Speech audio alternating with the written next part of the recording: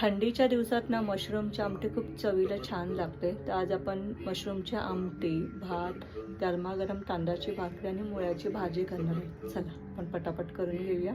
आज बाजारात छान ताजे फडफडीत मशरूम मिळाले.